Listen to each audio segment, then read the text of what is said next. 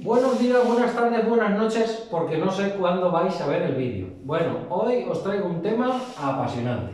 Hoy vamos a hablar de cómo creo yo que interactúan las corrientes dentro de las bobinas. Vamos a quitar esto porque así sería un transformador.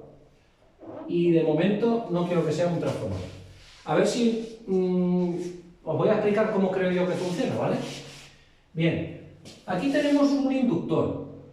Aquí tenemos una fuente y aquí voy a dibujar un pulsador, ¿vale? Que si lo cerramos el circuito se cierra. Bien, es que tenéis que saber que en los inductores, igual que en los condensadores, pero en el caso de los inductores, la corriente no entra en el inductor de manera instantánea. La corriente demora un tiempo en entrar en el inductor. Y entonces vamos a intentar dilucidar por qué pueda ser. Bien, ya se sabe que es por la fuerza contraelectromotriz, ¿vale? La fuerza contraelectromotriz se opone al paso de la corriente en el inductor. Y vamos a ver todo esto un poco con más detalle. Veréis, he dibujado aquí, bueno, aquí tenemos la ley de Ohm. Aquí os he puesto una cosa muy rara que se llama la reactancia inductiva y su fórmula. Aquí os he puesto la impedancia, ¿vale? Y cómo se calcula. Ahora os explicaré un poco qué es todo esto. Bien, aquí lo que ocurre es que si yo tengo 20 voltios y lo que tengo aquí, que es una bobina, tiene 2 ohmios, si yo cierro el interruptor, deberían de pasar 10 amperios. Porque la ley de Ohm nos dice, la intensidad es igual al voltaje partido por resistencia. Voltaje, 20 voltios, dividido, resistencia, 2 ohmios. Entonces, a ver, 20 dividido 2, 10 amperios, la intensidad. Entonces, si cierro el interruptor, pasan 20 amperios. Sí, pero no. Esto que os he puesto aquí es una fuente de corriente continua. Entonces, podríamos decir que sí, que van a pasar 10 amperios, pero hay un tramo transitorio, que es este tramo de aquí, que tiene justamente 5 constantes de tiempo, ¿vale? Y que nos hace ver que va a tardar 5 constantes de tiempo en alcanzarse el régimen normal que nos daría la ley de Ohm. Hay algo que impide que la corriente es esta línea roja que os he dibujado aquí. Y esta azul es la tensión. Si medimos en extremos de la bobina la tensión, en el instante en que conectamos podremos medir que hay 20 voltios, pero conforme va transcurriendo el tiempo, conforme transcurre el tiempo, las constantes de tiempo van transcurriendo, la tensión cae hasta prácticamente cero. Depende de la bobina, claro. Y la corriente vemos que va ascendiendo, ¿vale? La corriente va ascendiendo y va ascendiendo en la medida que van pasando las constantes de tiempo. Va cada vez pasando más corriente. Y os lo he puesto aquí. Mirad, para este caso de esta bobina, que tiene 2 ohmios resistivos puros, cuando haya transcurrido todo este tiempo, que es muy poco, ¿vale? Son milisegundos, microsegundos, depende de las bobinas. Cada una hay que calcularlo, ¿vale? Pero, para que os hagáis una idea, cuando alcanzamos la primera constante de tiempo, de los 10 amperios máximos que van a llegar a pasar en la primera constante de tiempo, ya conseguimos que pasen 6,32. Pero no 10. Pasan 6,32, pero no 10. Hay un cruce aquí entre la tensión que baja y la corriente que sube, que yo estimo que pasan alrededor de 6, en este caso. ¿Vale? Y conforme van pasando las constantes, ¿veis? Mira, primero pasa menos 6. O sea, al principio cierras el interruptor y pasan 0. 0. Tú has cerrado el interruptor y no pasa nada. En la primera millonésima de segundo no pasa nada. Y conforme va pasando la primera constante, te pasan ya 6,32 amperios, en la segunda te pasan 8,65, en la tercera ya te pasan 9 amperios y medio, ya en la cuarta 9,82 y 9,99 en la quinta, que ya es prácticamente ya es la corriente continua, que ya ha alcanzado el máximo. A partir de ahí, este inductor ya no tendría capacidad de inducir en otro, porque ya no hay variación de flujo, ¿vale? Otra cosa es que en ese instante, aquí, cuando está pasando la corriente máxima, abriésemos el interruptor. Si lo abriésemos, esa energía colapsaría y le llamaríamos autoinducción, porque la bobina pasaría a ser generador y nos devolvería la corriente que está circulando en ese instante, la empezaría a devolver en una curva similar a esta. Similar si la resistencia del circuito, al abrirlo, consiguiésemos que fuese la misma. Si reducimos la resistencia, pues, claro, la puede devolver antes. Si la aumentamos, pues a lo mejor se incrementa la tensión, ¿vale? Todo depende, pero en un principio, si mantuviéramos la resistencia del circuito, pues la energía se devolvería en un tiempo igual al que ha tardado en alcanzar la corriente máxima. Pero claro, aquí lo que nos atañe es, si hay una fuerza que se opone y no me deja que entre corriente en el instante cero, que yo haya cerrado el interruptor y la corriente no puede entrar, ¿qué valor podría tener esa fuerza para que no me deje entrar? Y claro, si yo tengo aquí 20 voltios para empujar y no consigo que se mueva, pues es porque hay una resistencia muy grande y podemos decir que hay una fuerza contraelectromotriz que podría tener como si fuera un valor de 20 voltios en contra. Si yo quiero meter 20 voltios para allá y me vienen, digamos, 20 voltios hacia aquí, se quedan iguales y no puedo... Si la fuerza contraelectromotriz o la bobina me quisiera dar 30, recargaríamos la batería. Es lo que hace el alternador. Si aquí hay 30 y la batería tiene 20, la recargas. Pero, si yo estoy aplicando 20 y no entra nada, es porque la impedancia ahí es, vamos a decir, infinita. No es que sea infinita, pero vamos a decir infinita porque yo no consigo que entre. Y la fuerza contraelectromotriz le podríamos decir que tiene un valor de 20 voltios en contra, porque no consigo que entre nada. Que no es el caso, porque no hemos todavía almacenado energía en la bobina, y esto lleva a bastante confusión. En la medida en que nosotros dejemos pasar las constantes de tiempo, aplicando nuestra fuente a nuestro inductor, se va almacenando energía en la bobina, y cuando llegamos aquí, si desconectamos, sí nos la devuelve, ¿vale? Pero aquí en el primer instante no podemos meter, y si desconectásemos tampoco sale, porque todavía no hay. Entonces decimos que hay una fuerza contraelectromotriz, pero esto es muy elástico, que se opone y que tiene que tener un valor igual al que estamos aplicando cuando yo no consigo que entre. Pero vamos a ir avanzando, ¿vale?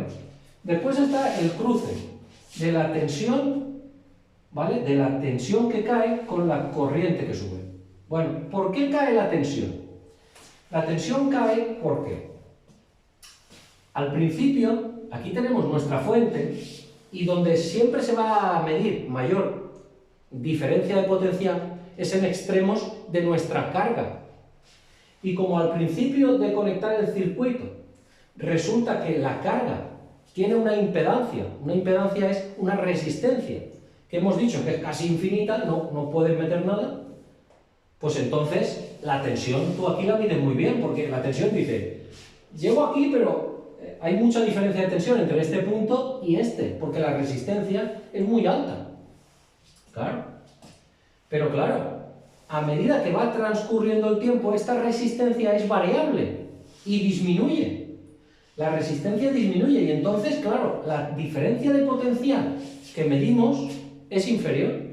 Porque si yo tengo aquí una pila un trozo de cable, una bombilla y otro trozo de cable, y yo mido en extremos de la resistencia, pues más o menos, si la pila es de 10 voltios, pues en extremos de la carga, si el cable es bueno, pues mediremos, oh, pues hay 10 voltios, ¿vale? Hay 10 voltios, puedes decir, en extremos de la bombilla, pero claro, si yo mido en extremos, cojo un trozo del cable y donde me da pongo el voltímetro, intento medir un trozo de cable de aquí a aquí, si el cable es bueno, la tensión me va a decir 0. Pues eso mismo ocurre con la bobina, que como tiene una resistencia variable, pasa de ser muy alta a no ser nada.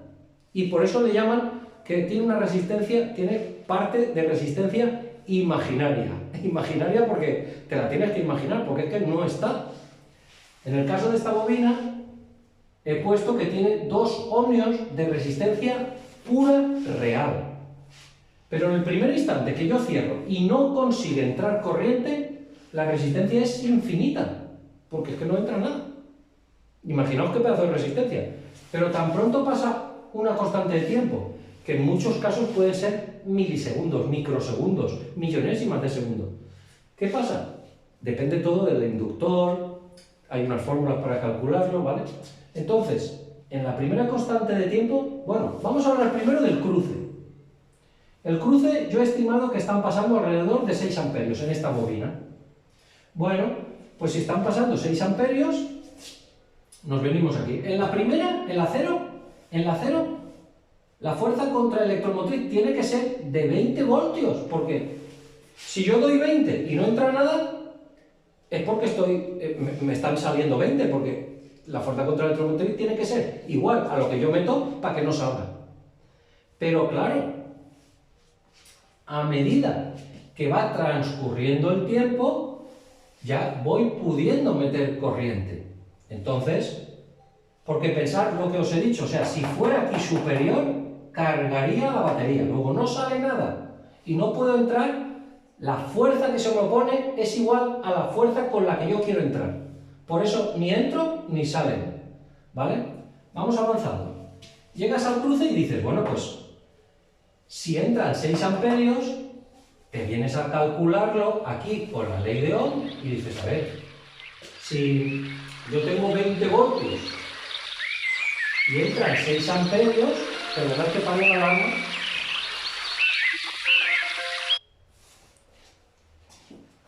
pues podemos calcular, cogemos esta fórmula, vamos a ver la resistencia y dices, ostras, pues vamos a calcularlo.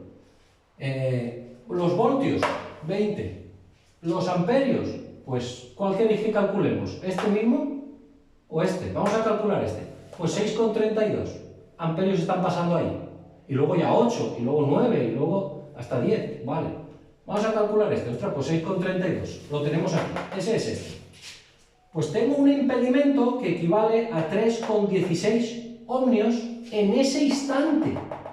Ni aquí, ni ahí, ni para allá, en ese instante, para que puedan pasar 6 amperios con 20 voltios, tengo una impedancia Z de 3,33 ohmios.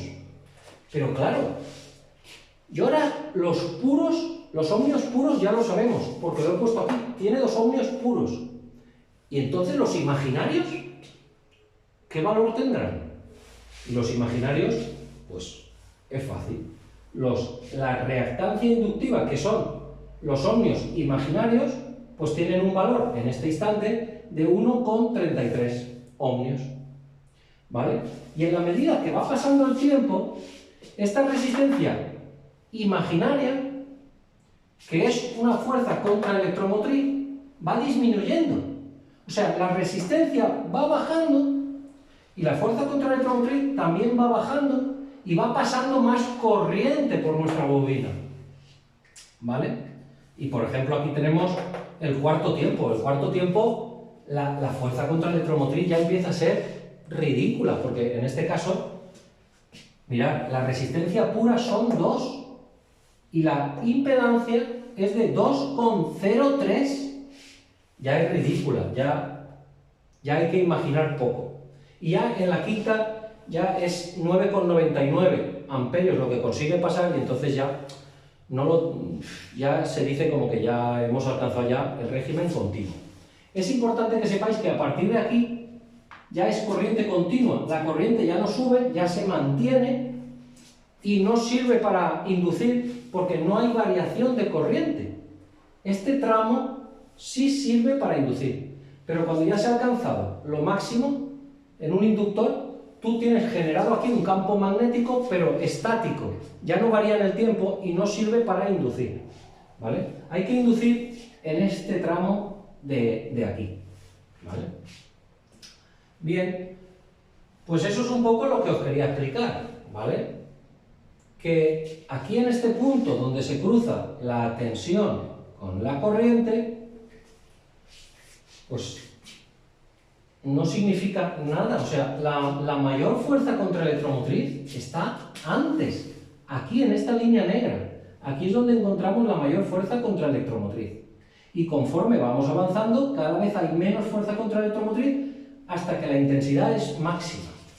También quería deciros que esta fuerza contraelectromotriz no es igual que la fuerza contraelectromotriz que podemos encontrar en los rotores de los motores. En un rotor de un motor, tú al motor le das energía y haces unos campos magnéticos que interactúan con los imanes y el rotor empieza a girar. Pero claro, a medida que gira más y más y más rápido, esa bobina girando dentro de unos campos magnéticos genera corrientes que vienen en sentido opuesto y que también le llamamos fuerza contraelectromotriz. Pero claro, es que allí, en ese caso, sí hay unas corrientes que han inducido los imanes en aquellos bobinados por girar dentro del campo magnético que sí podríamos de alguna manera aprovechar. Y de hecho, cuando alguien consigue aprovechar y consumir esa fuerza contraelectromotriz, normalmente esos motores aceleran. Creo que en el grupo hay personas que lo han hecho y si consumes la fuerza contraelectromotriz, el motor con la misma tensión acelera porque le has quitado lo que se opone al paso de la corriente. Le has quitado impedancia, le has quitado la resistencia imaginaria que está frenando el que tus 20 voltios puedan meter tus 10 amperios. Si tú metes 20 voltios y tendrían que pasar 20 amperios por 2 ohmios y había algo que se oponía, que era imaginario y que tú consigues que no esté, pues entonces con tu tensión sí que entra esta corriente y entonces el motor se revoluciona. Porque claro, hay que entender una cosa. Cuando yo estoy, por ejemplo, aquí, mi fuente tiene 20 voltios y están pasando 6,32 amperios. Pero, ¿cuál es la tensión eficaz, real? Porque no son los 20. Porque para que pasen 6,32 no necesito 20 voltios. ¿Vale? Entonces tenemos unos datos. Tenemos, por un lado, vamos a calcular la tensión eficaz. Y lo hemos dicho en esta constante de tiempo. Y entonces, vamos a ver, si la bobina tiene 2 ohmios para que pasen 6,32, ¿qué tensión necesitaría yo? Y lo calculas y dices, bueno, pues a ver, la tensión es igual a intensidad por resistencia. Bien, la resistencia es de 2 y están pasando 6,32. Multipliquémoslo. 2 por 6, 12. Y 32 será 64. Con 12,64 voltios ya podría pasar esta corriente.